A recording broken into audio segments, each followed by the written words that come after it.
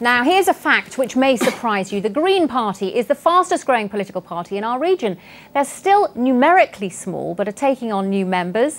And they say they're benefiting from the same disenchantment with the main parties that's been fueling the growth of UKIP. Helen McCulloch's been along to meet some of its new members. What a difference a year makes in politics. It's the Green Party's annual regional conference in Nottingham.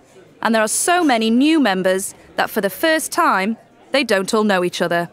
As more and more voters turn away from the main three parties, the Greens have had an influx of new faces. You know, we've had enough of being lied to, of knee-jerk politics where the soundbite of the moment is what's important, not the policy behind it, not the people.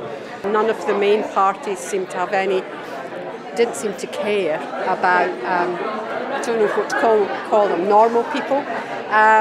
And it all just seemed to be more and more and more of the same. And I did briefly flirt with anarchy, and then I started considering the Green Party.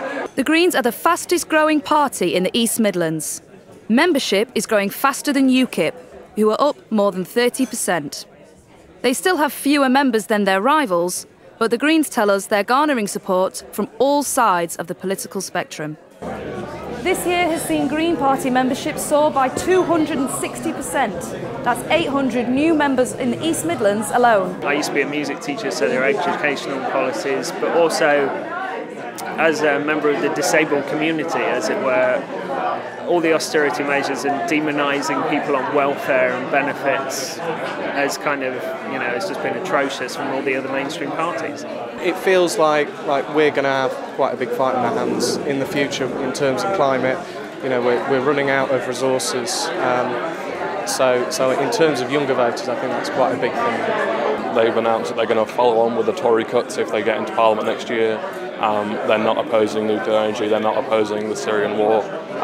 So I felt as if a party that more reflected my views of being a left Liberal party with a very strong emphasis on peace and looking after the earth. Well, we're doing really well in Nottingham. We've got some borough councillors in Rushcliffe, which we're hoping to keep the seats, and we're still discussing the other target areas. I do believe we're going to have successes. Other parties will have to take us seriously and think about the agenda we are bringing to the table, including environmental issues and social justice. The party is showing plenty of energy for the fight and hope to turn this new level of support into success at the general election.